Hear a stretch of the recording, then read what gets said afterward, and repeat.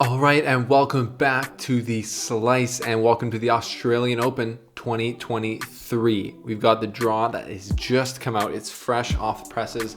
I've got my notes, and the theme of this year's draw on the men's side is Djokovic's revenge. Will he get it? He was deported from the country last year in incredible fashion.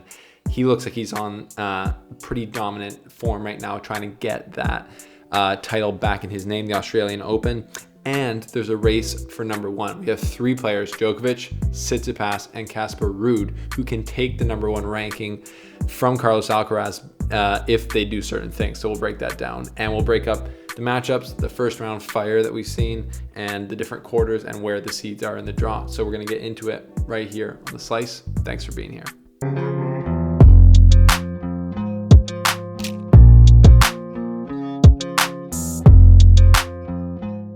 Welcome back to the show and welcome to our kind of makeshift studio right now. We're building it out a little bit. Let me know what you think. If you haven't yet, subscribe.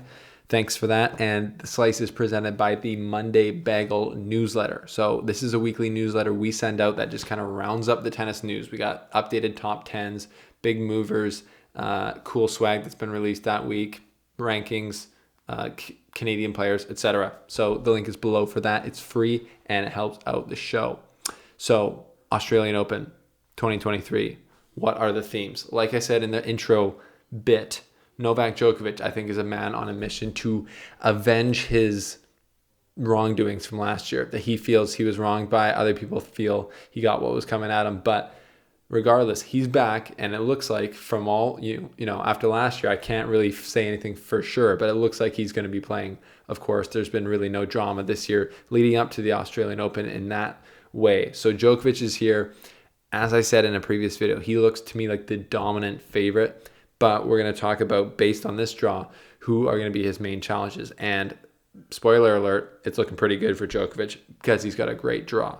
But first of all, let's get into, before we look at the draw, let's look at the number one scenarios. So there's three guys who can take over Carlos Alcaraz, who, if you missed it somehow, is unfortunately not here. Carlos Alcaraz has to miss the Australian Open because of a right leg injury picked up in practice. But he still had the Calvin Klein commercial, which I'm sure was shot before that. But super sad that he won't be there here at the tournament to defend his kind of number one ranking, to show that he is the world number one. So pretty sad news for him. But the show does go on. And like I said at the beginning, Djokovic, Tsitsipas, and Casper Ruud have a chance to take over the number one ranking. And here's how it would go. Basically, if Djokovic wins the title, he wins. He's the new world number one. If Stefanos Tsitsipas wins the title, he's the new world number one, which is pretty crazy because I think this is the closest that Stefanos has ever come to becoming the world number one. So we'll see if he can produce any magic. He had a good year last year, but a tough year in a lot of ways. He kind of didn't have his killer instinct and seemed still a bit mentally shocked from matches and from things that have happened to him. And then Casper Ruud can also become world number one. Again, he had the chance at the US Open to do that. If he were to beat Carlos Alcaraz, he did not. He was lost. But he could become number one if he wins the title or even just reaches the final against anyone not named Stefanos Tsitsipas or Novak Djokovic. So if Steph and Nole don't make the final, but Casper does, and then he loses in the final, he becomes number one, which would be controversial in its own right. I think a lot of people would be like, it's crazy that he's number one without winning a major, but I don't think that's going to happen. So those are the number one scenarios. The race for number one is on for those three guys. Pretty interesting stuff. And it's a different Australian Open this year in a lot of ways because, one thing I noticed was, Zverev, who, basically snapped his ankle at last year's French Open, is the 12th seed. So just a different look. Alcaraz is in there. No Federer this year. No Roger Federer. He's obviously retired. So different look this year, different feel. Every year has it, but this year has it, especially in my opinion. So let's get into the top 8 seeds and where they are. We got the top 8 seeds. Number 1, Nadal playing. So we're just basically going to go to the potential quarterfinal where they are the top 8 seeds. Number 1, Nadal versus potentially number 7, Daniil Medvedev. And then Tsitsipas, number 3, versus Felix Auger-Aliassime, number 6. And then Rublev, number 5, versus number 4, Djokovic on the bottom half. So Djokovic and Nadal, separate halves of the draw. and then Fritz versus Ruud. Fritz is number 8 versus Ruud number 2. So first glance at that, what do we see? Nadal in the top half, Djokovic on the bottom half. So they won't play until they potentially would reach the final. How crazy would that be? Other thing I see is Djokovic seems to have a great draw for Djokovic. To me, the 4 most dangerous players out of that top 8 for him are Nadal, Medvedev, Tsitsipas, and Felix, and they are all in the top half of the draw, and Djokovic is on the bottom. So that's great for Djokovic and his fans. We'll go through the routes to the finals here in a second. Nadal, Medvedev, potential rematch from last year's final in the quarterfinal. Nadal's got a tough draw. We're going to get into that, like I said. Tsitsipas, Felix is a great matchup. That's obviously super athletes. If it were to happen, that would be super fun to watch. And then Fritz versus Ruud on the bottom. And I know what a lot of people are thinking on the internet. I think Casper Ruud gets a lot of hate on the internet, or kind of doubt that he's, really deserving to be the number 2 seed at a tournament like this. But let's just wait on that. Let's just see how this cat can play. Because if the US Open makes the final on the hard court, maybe not as fast as the Australian Open, but he did make the final, and he played a pretty good match versus Carlos Alcaraz. He also made the final of the French Open. And the dude can play on hard courts now. He's got one of the biggest forehands on tour, and he's strong, and his backhand is getting better, and everything's just getting bigger and better for him. So don't write off Casper Ruud. That would be my advice to you so far. So let's get into some routes here. Routes. Let's just go to Nadal. Let's go to Nadal because I think he's got the toughest draw out of the bunch. He's got in round 1 Jack Draper, the young Brit, and then he's got either Nakashima or Mackenzie McDonald, both of them tough, great ralliers, great, strong from the baseline. And then in the third round, potentially Nishioka, which might be his only kind of softer round if he gets there. And then the fourth round, Tiafoe, Medvedev in the quarterfinals, Felix or Stefanos in the semifinals, and then Djokovic in the final. So that's about as tough as it could get. Tough as it could get for Rafa Nadal on courts that he has historically not has had that much success on compared to his other ones, although he did obviously win it last year. So that brings me to another theme of this draw and this tournament for the men, the Rafa disrespect. Are we forgetting that Rafa is the defending champion? Are we giving him not enough chance, or are people not even saying that he's really a contender this year? Because in my mind, he's kind of slipped beneath the radar a little bit, though, even though he won this thing last year. But I kind of chalk that up to the fact that he had not a great end to the season last year. But historically, that has not mattered. And that's never been his best time of the year anyway. So first thoughts on Nadal's route and Nadal's draw. Tough draw. I guess that's pretty obvious, right? Tough draw. You got to say he would have liked to have a draw more like Djokovic's, which we'll get into. But if Nadal can do anything, it's rise to the occasion. And he had a tough draw last year, if I remember correctly. And he obviously rose to the occasion, winning the entire thing. So don't sleep on Rafa Nadal. That should go without saying. Now let's get to Djokovic. Djokovic, Carballes Baena in the first round. Don't see any issues there. Hugo Dellien in the second round. Don't see any issues there. Grigor Dimitrov in the third round. Great match. Still, I can't really see any issues there. Dimitrov just, I don't think, has what it takes to beat Djokovic in a 5-set match on the hard court, just to be honest. And then we got Demonauer or Pablo Carreño Busta in the fourth round. That gets more interesting there, I think, a little bit, because those guys are younger, both super solid from the baseline, obviously, and battlers, grinders, the types of players who can get into Djokovic's game. And then in the quarterfinals, this could be tricky as well, either Rublev, Kyrgios, or Holger Rune, friend of the show. Those would all be super interesting matches over 5 sets at the Australian Open. And then he's got Fritz or Ruud in the semifinals. And then, either Medvedev, Nadal, Stefanos, or Felix in the final. So easier draw for Djokovic. Some people would call it a cakewalk. I think there's no chance he loses before the fourth round. And there's like a 1% chance he loses in the fourth round. And then the quarterfinals is where it starts to get interesting. But still, he's just the dominant favorite in any of those matches on this court. Let's not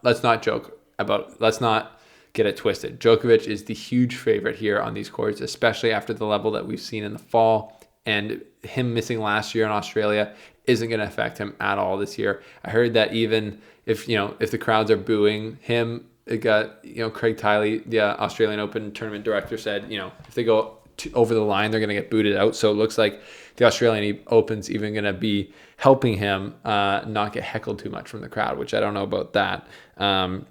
But Djokovic is set up, in my opinion, to make it to the final, to win the title, and to regain number one, which I think would go down as one of his all-time best achievements, regaining number one again at the age he's at after the year he had last year. Just absolutely incredible. And it would be super well-deserved, and it would be one of the most amazing feats we've ever seen in the men's game, for sure, bar none.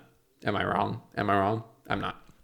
Stefanos Tsitsipas, let's look at his draw. He's got Quentin Halys, the Frenchman, in round one, who was just playing some really good tennis when I checked him out against Djokovic a week or so ago. Then he's got Rinky Hijikata potentially in the second round, and then Botic, Van der Schulp, or Griekspoor in the third round. And then it gets real interesting, Musetti or Sinner in round four.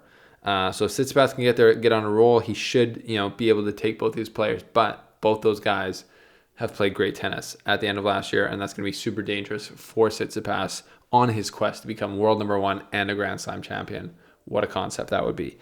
Then he's got Felix Auger-Aliassime in quarterfinals, then Nadal or Medvedev semifinals, and then Djokovic in the final. So that's, I would say, that's a normal looking draw for a seeded player at a major for Tsitsipas, I would say. So he's just got to keep it together for himself. He's got to not get in his own head. He's just got to play solid matches and not choke like he did in a few big matches last year, early on in tournaments last year. So that's going to be his goal. Don't choke, keep it steady, keep smooth sailing from Greece to Australia.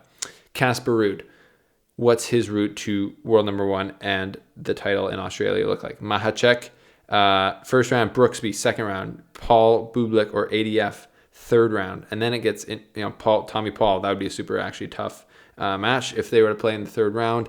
And then Berrettini or RBA in fourth round. And then either Zverev or Fritz. I put Zverev down there because, got to put some respect on his name. Before he snapped his ankle, he's absolutely one of the baddest cats on tour. So we'll see where his level's at. We just don't even know. And then, Zverev quarterfinals, Zverev or Fritz, and then Djokovic semifinal for Ruud. And in reality, if Ruud and Djokovic play in the semifinals, what are the odds that Ruud wins that? 2%, which is kind of just crazy to see when he's the second seed, Djokovic is the fourth seed. But let's all be honest. We know what those levels are going to be like at the Australian Open, and I'd be happy to be proved wrong by Casper Ruud, friend of the show. No disrespect on your name, but just got to be honest here. Got to keep it real with you guys here on the slice. So those are the routes. What do you think? Who's got the tougher routes? What's going on? I think it's pretty interesting. We'll see how far Nadal goes. It wouldn't surprise me to see him go down in either the first or fourth rounds. That's my prediction. First round would be pretty shocking, obviously, but Jack Draper, he's not gonna be bossed around anymore. He's a big boy. He's playing big boy tennis these days. And Nadal, we'll see where his level's at. I think he'll be trying to get his first singles win of the year actually in that match. So will be interesting for sure. Won't it? Okay, let's look at some first round matchups. We got Murray versus Berrettini. Blah, you don't want to see that in the first round. These are great first round matchups, but I want to see all these guys move through. I'm cheering for both those guys. Dominic Thiem versus Rublev, another dagger to the heart. Well, I don't want to see Thiem lose in the first round when he's trying to get back up to the top. Now he's got to play Rublev in round one. That's just ridiculous. Tough luck for Dominic there. Also friend of the show. Then Thanasi Kokkinakis versus Fabio Fognini. And then also for Canadians here, Felix Auger-Aliassime versus Vasek Pospisil. Davis Cup teammates, world champions, playing in the first round. You hate to see it if you're Canadian. You absolutely hate to see it, but may the best man win. You got to lean heavily Felix Auger-Aliassime in that matchup, but that's just hard to see if you're Canadian. You don't want to see Pospisil or Felix go out like that for sure to each other. And then Shapovalov's got Dusan Lajovic in round one. Shapovalov and Felix both on that top half. So just in general, this draw, looking at it, Djokovic on the revenge quest. World number one quest for Tsitsipas and Ruud as well. But then there's a lot of other players who I really think are going to make it or wanting to make a statement. For me, the real contenders for me are Djokovic, Tsitsipas, Felix, Medvedev, and Nadal. So the 4 guys on top and Djokovic. But then there's like guys who I think are pretenders, but they're looking to become contenders, and kind of dark horses, like a mix of all those things. Like Taylor Fritz is a guy for me like that, who I could see, really wanting to make like a super deep run, like semifinals or finals here. Would be his goal, and he could do it. He could get to the semifinals to play Djokovic for sure. Jannik Sinner on the top half there, he could get through. If he could beat Tsitsipas, he could play FAA in the quarterfinals, and then who knows. So Sinner and Fritz are 2 guys, and Holger Rune and Kyrgios obviously are guys that I'm keeping my eye on who could cause upsets. Kyrgios Djokovic, that's going to be a blockbuster matchup that the Aussies are going to want to see. And especially with the Netflix documentary coming out, a lot of eyes and eyeballs are going to be on Novak or on Nick Kyrgios, and he'll be gunning for sure to have a rematch against Djokovic in Australia in front of his crowd. That would be crazy. That would be absolutely bonkers, wouldn't it? So, anyways, that's my preview for the draw. Prediction time. You guys already know what it is. My prediction is that Novak Djokovic will win the 2023 Australian Open and secure the number 1 ranking again. I think that's a pretty obvious and safe prediction, but it is the prediction. Betting against Djokovic down in Australia is never a good idea, so we'll see if that stays true this year. But anyways, there's my draw breakdown, preview, and predictions for the 2023 men's draw. Women's draw preview and predictions coming tomorrow, so stay tuned to The Slice. Follow me on Twitter at @TheSliceSteven. I'll be live tweeting a ton of matches. Obviously, subscribe here if you haven't, and click down below to the Monday Bagel and subscribe to us on Substack to help out the show. We appreciate you guys, and let the games begin and the best man win down in Australia. Down under.